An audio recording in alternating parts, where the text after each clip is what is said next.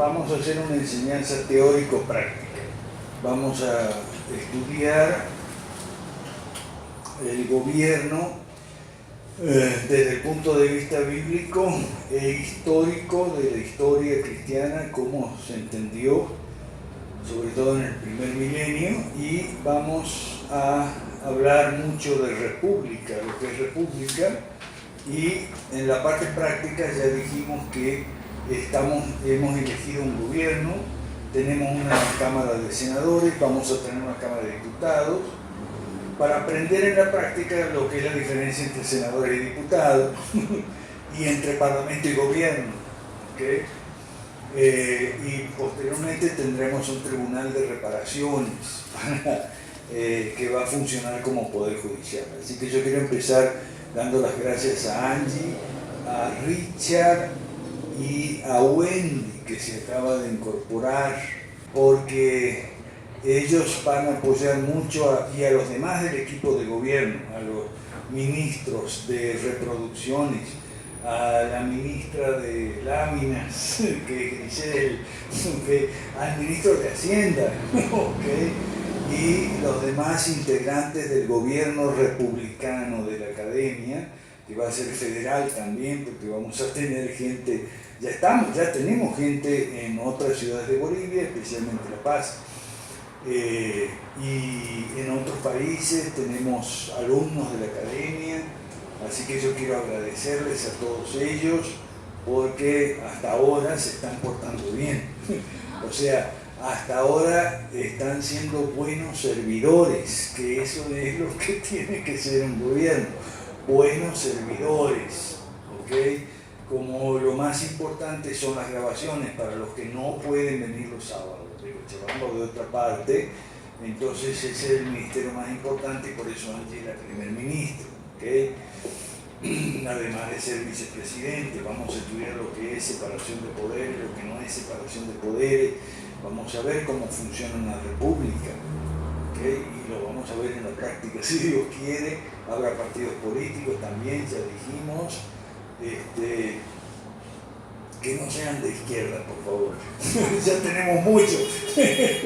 Pueden ser católicos y evangélicos. Muchos países europeos funcionaron así con esos dos partidos y no les fue mal. Okay. Entonces podemos hacer eso. Por cierto, había una cita bíblica ahí que es de Deuteronomio 4, del 5 al 8, ¿okay? Y es lo que algunos llamamos la evangelización mediante la ley. Deuteronomio 4, del 5 al 8, dice más o menos así: Jehová ha puesto estatutos, preceptos y mandamientos, y esa va a ser la sabiduría y justicia del pueblo de Dios, y para que los no creyentes, eso dice Deuteronomio, con otras palabras, Deuteronomio 4, del 5 al 8, para que los no creyentes, mirando la sabiduría y justicia de la ley de Dios, entonces puedan ganar conocimiento de Dios. Porque esa es la vida eterna, que me conozcan a mí, al Padre que me envió, etc. Bueno, esto es, ¿okay? Y a lo largo de 2 milenios de historia cristiana y hasta el presente, muchos hemos sido convertidos en esos términos, ¿okay? En esos términos llegamos a la fe, porque nosotros no estamos entendiendo la diferencia entre vida eterna, la promesa de vida eterna, y la promesa de bienestar en esta vida, y nos confundimos. Resulta que como la salvación, hablando de vida eterna, no es por obra, sino es por gracia, y es mediante la fe, no mediante la ley, nosotros no alcanzamos a meternos en la cabeza que el bienestar no es por gracia, sino por obras. ¿Ok? O no es solo por gracia, sino por obras, y no es solo mediante la fe, sino mediante la ley. ¿Ok? Pudiéramos decir, y algunos autores se animan y lo dicen, que la salvación es en Cristo. pero el bienestar es en Moisés. ¿Okay? Y entonces ahí vienen las confusiones, pues. Y ahí no se entiende lo que en el primer milenio de la historia cristiana se entendió muy fácil. Y en realidad es muy fácil de entender. No es un arcano, un misterio secreto que está escondido y tal. A pesar de lo que dijo Francis Bacon, dijo una cosa que suena dura, puede sonar sorprendente, pero dijo así, hablando de que un tema muy antiguo y presente, el silencio de Dios, la aparente ausencia de Dios. ¿Okay?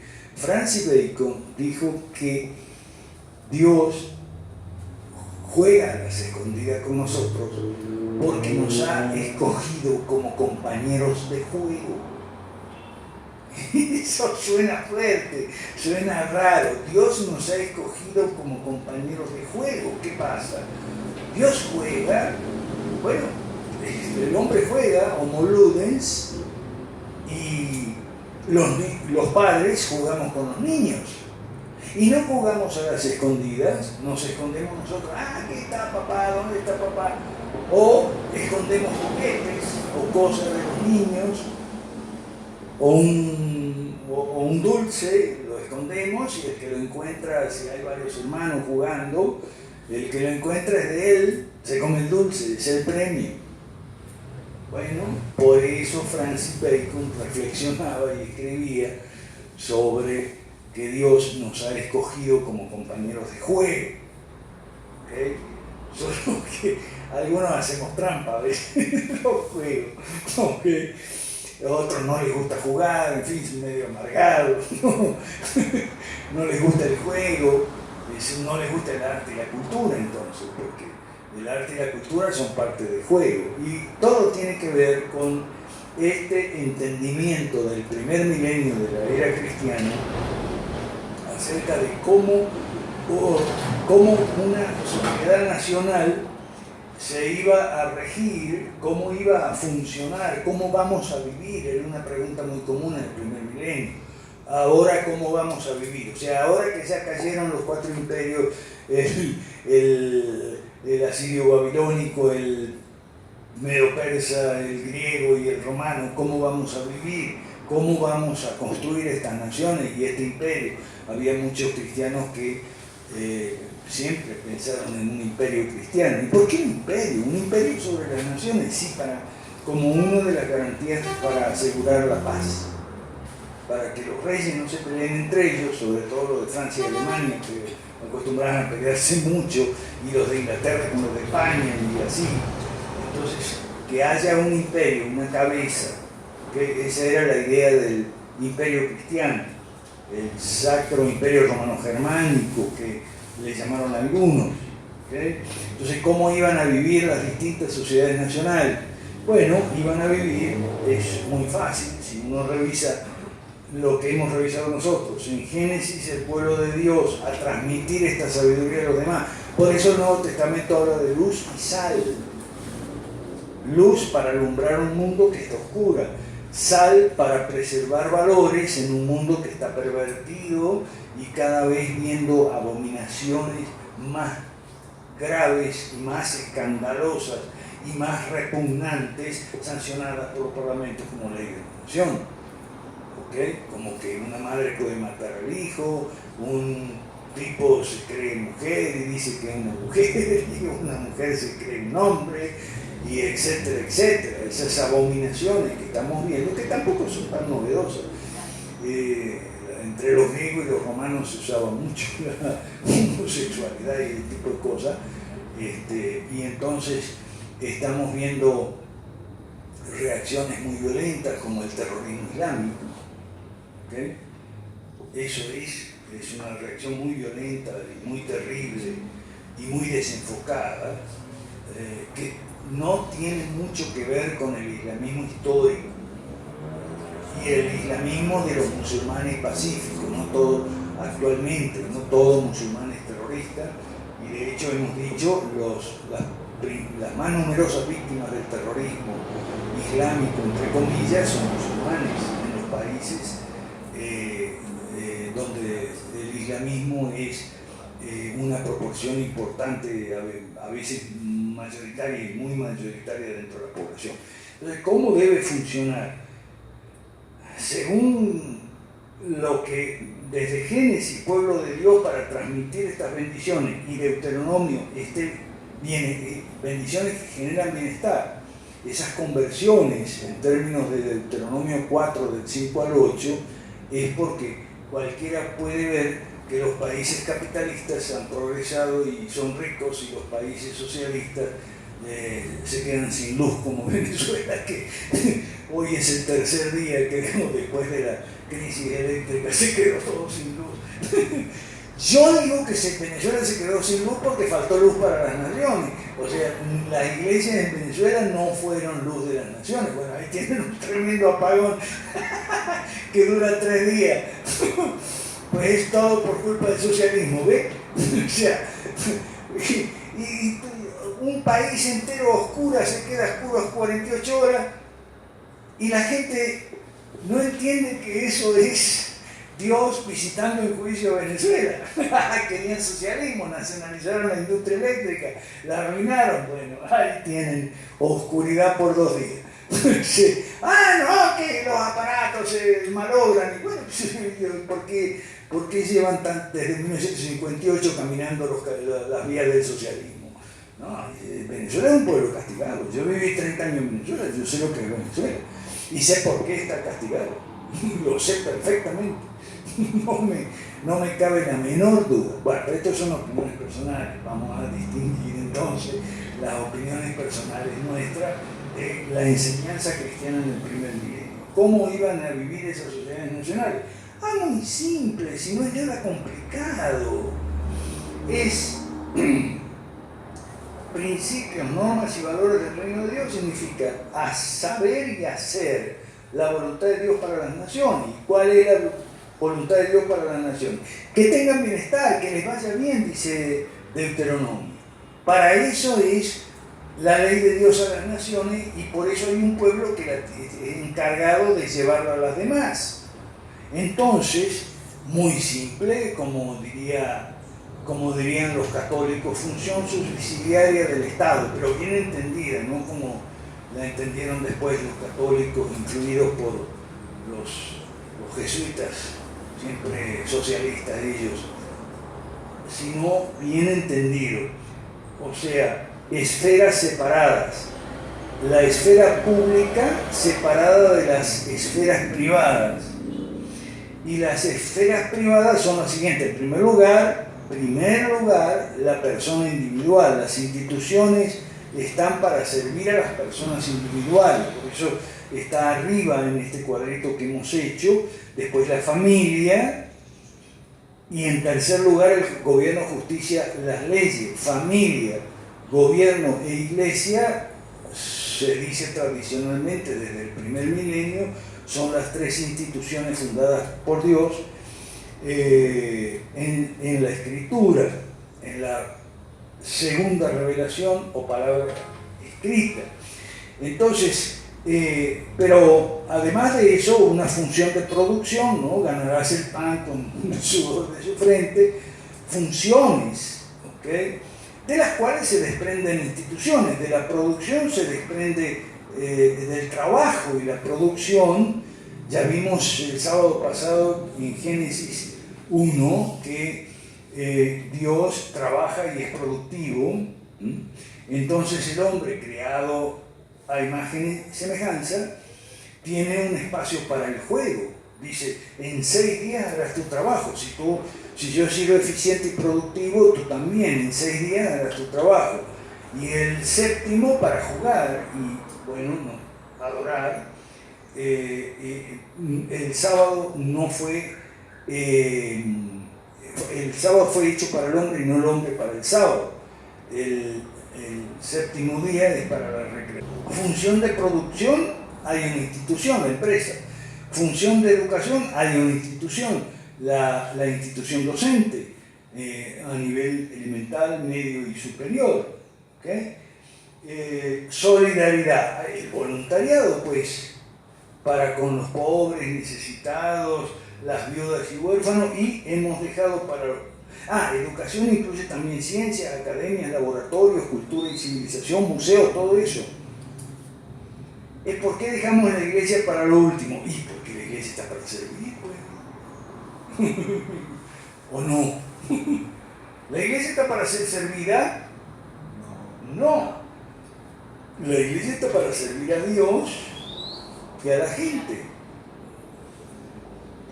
Toda la ley de Moisés se reduce en estos mandamientos. Dos se nos explicó: amar a Dios sobre todas las cosas y al prójimo como a uno mismo. No, en el primer siglo esto se entendía con meridiana claridad. Podría haber muchas discusiones sobre otros asuntos. ¿Sobre qué otros asuntos? Sobre si el emperador tal se portaba bien o mal.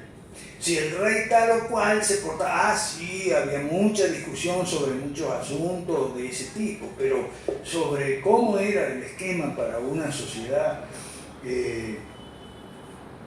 según la ley de Dios, no había discusión. Las discusiones llegaron después, cuando la gente se perdió de vista la gran pintura, lo que decíamos en el comienzo de la sección de hoy, en el primer segmento, como si fuera un gran mapa. Bien, esto es tan simple y tan sencillo y tan fácil de ver la diferencia con los modelos políticos gubernativos de hoy en día, que son lo contrario a esto. Son toda persona, familia, producción, educación, solidaridad, iglesia, ciencia, cultura, civilización, deporte, recreación, todo sometido al gobierno. El gobierno como Dios. Entonces, no hay dificultad, es tan simple y es tan sencillo que lo vamos a terminar aquí. Vamos a los... Mi pregunta es, si todo esto lo mencionado refleja lo que nos pasaron materialmente las 5 reformas, ¿sí? Y cómo es que he leído que hay países que han salido puestos como Singapur, Hong Kong. Quisiera que nos explicáramos detenidamente. Sí, cómo no. Las 5 reformas son el camino para llegar a esto a partir de la deplorable situación que tenemos ahora.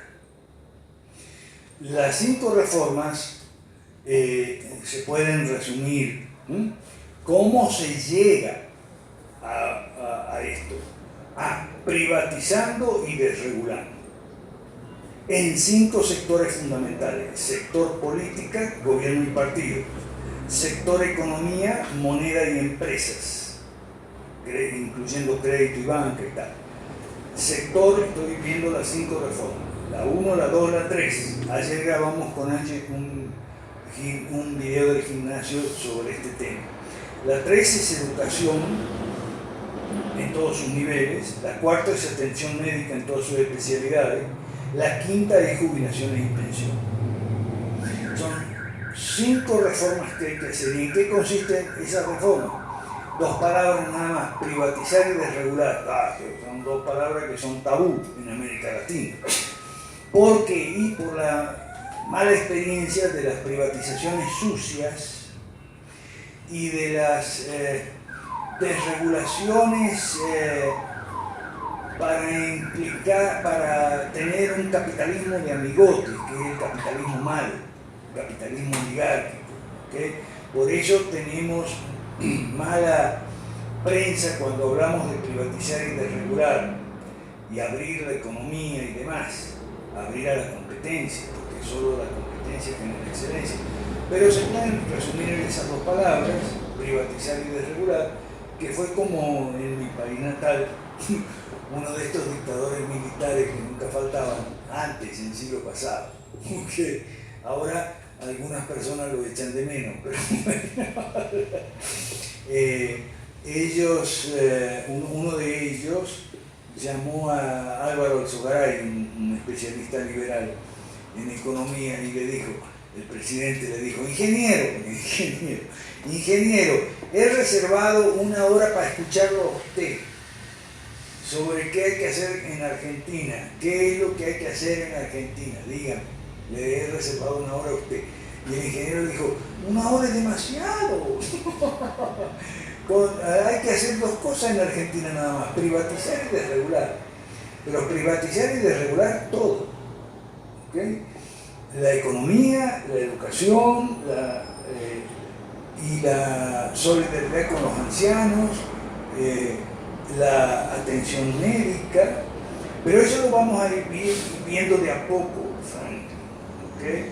Ayer grabamos con Angie un video explicando que las 5 reformas se deducían de los 3 pilares del liberalismo clásico. Liberalismo clásico es la doctrina del gobierno limitado, que es la doctrina bíblica sobre el gobierno. ¿Okay? De hecho, nace de autores tanto católicos como protestantes. ¿Católico quién? Tomás de Aquino. Ayer celebramos el día de Santo Tomás de Aquino. ¿Okay? Y un tomista protestante llamado John Locke, segundo tratado del gobierno civil, también desarrolló esta doctrina. Entonces, no es difícil. Ahora, para hacer las 5 reformas hay que derogar la ley mala. Y para derogar la ley mala se requiere tomar distancia de los organismos internacionales como el Fondo Monetario, el Banco Mundial, la UNESCO y toda esa porquería que no sirve para nada. Y que la gente equivocadamente respecto al Fondo Monetario, el Banco Mundial, creen que son los paladines del capitalismo, y no es verdad, es todo lo contrario. El Fondo Monetario y el Banco Mundial prestan a los gobiernos, prestan dinero a los gobiernos. El Fondo Monetario son préstamos a corto plazo y el Banco Mundial son préstamos a largo plazo. ¿Y para qué le prestan a los gobiernos? Para que no hagan la reforma. Entonces hay que repensar las cosas, y para eso vamos hoy es la tercera sesión, nos quedan todavía 17, ¿okay? Y vamos a explicar estas cosas frankly. Yo le agradezco mucho a Wendy, a Richard y a Angie, porque ayer Angie me explicó que, bueno, que de la academia tiene que surgir el 5º Foro Liberal en 2020, y digo, sería fantástico hacerlo en Bolivia.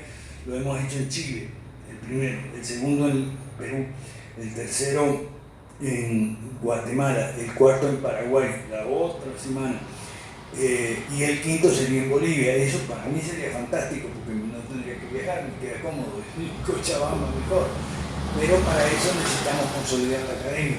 Eso yo le he dicho a Angie, necesitamos consolidar la academia para tener una base de hacer eso, si Dios quiere. Y sería bueno en 2020, porque en 2020 habría pasado en Bolivia el año electoral. Tenemos un año, este año, un año de elecciones.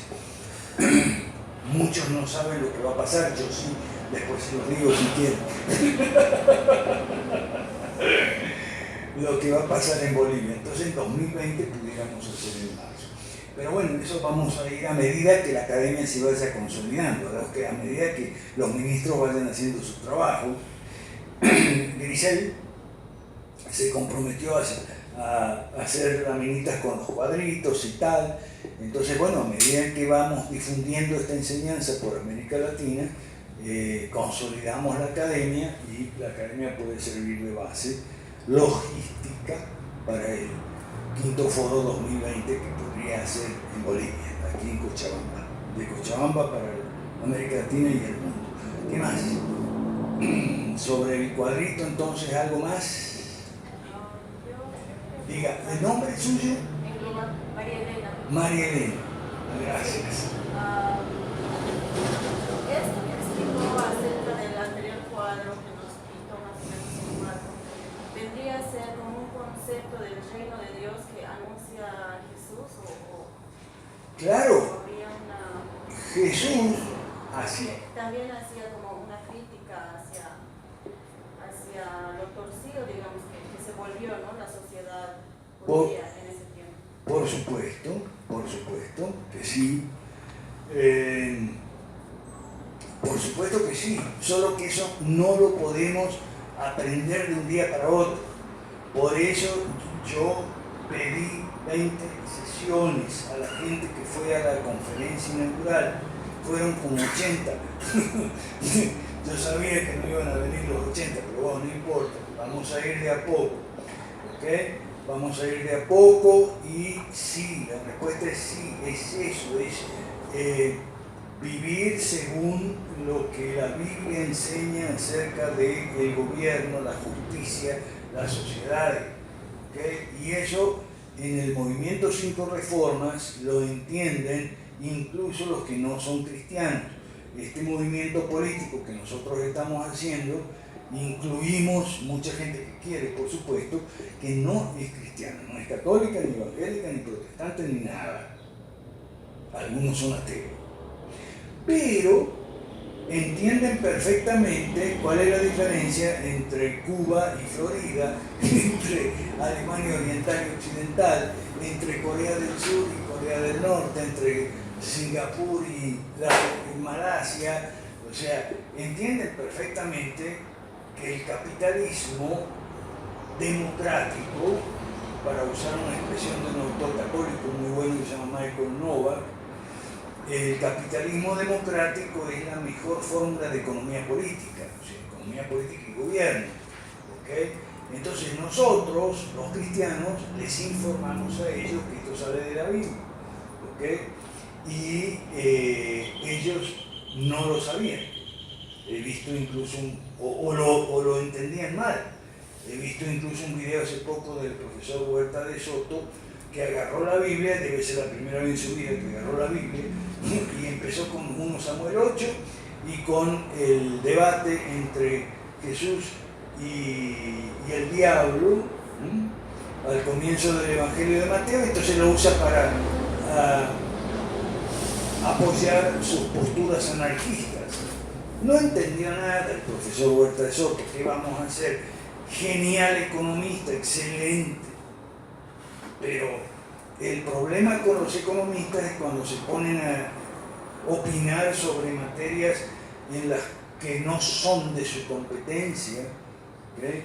Como cualquiera que opina sobre asuntos extraños al perímetro de su formación profesional, va a meter la pata. ¿Okay?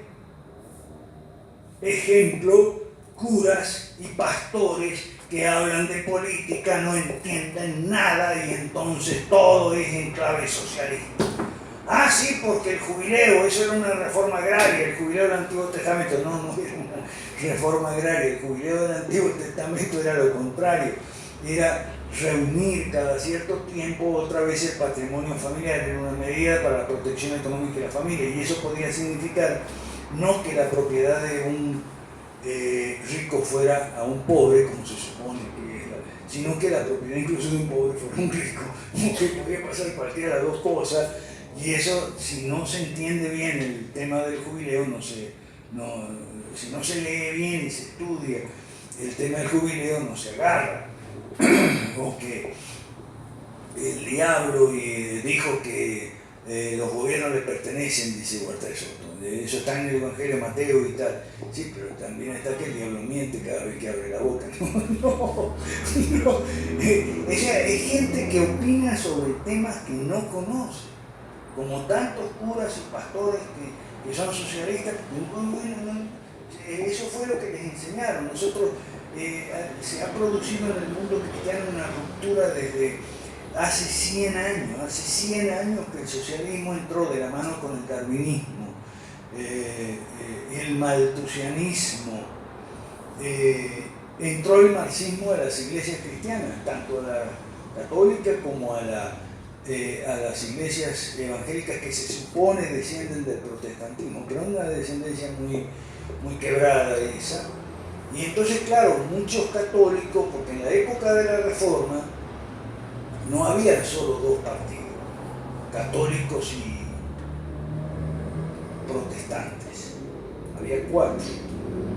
Estudie bien la historia de la Reforma protestante y la Contrarreforma católica, había 4 partidos. estaban los católicos moderados, los protestantes moderados, estaban los católicos radicales y los protestantes radicales, lo que se llama en los libros de historia la reforma radical. Y la reforma radical es virulentamente anticatólica, de la misma manera que el catolicismo radical del siglo XVI, XVII, XVIII es antiprotestante, virulentamente antiprotestante. Estos, de un lado, son los dos partidos extremistas. De un lado, la reforma radical, así se llama. Y del otro lado, ¿cómo se llama? Se llama jesuitas. ¿Ok? Se llama jesuitas. Y el problema de la Iglesia Católica Romana es el secuestro por los jesuitas y la imposición de todas las doctrinas específicamente jesuitas, no católicas en el sentido de la Iglesia Católica Universal, incluso dependiente de la Iglesia de Roma, anterior a la Reforma, sino específicamente jesuitas. Eso no lo vamos a estudiar, porque es más bien teología, pero tienen que saber, porque es historia, y aquí estudiamos mucha historia, que no había 2 partidos, había 4. ¿Ok?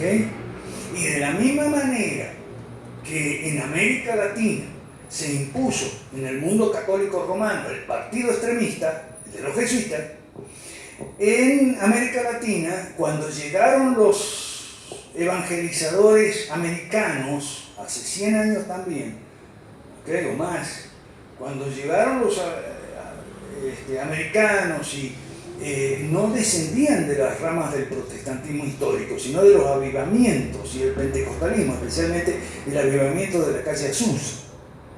Entonces, no tenían mucha familiaridad con la reforma protestante, salvo en las ramas radicales. Y entonces le metieron al evangélico latinoamericano un anticatolicismo visceral bastante parecido al antiprotestantismo visceral que los jesuitas le metieron a los católicos. Ese es un problema, esa es la brecha. ¿Okay? ¿Cómo se cierra la brecha? Con ese ecumenismo falso de, no, todos somos...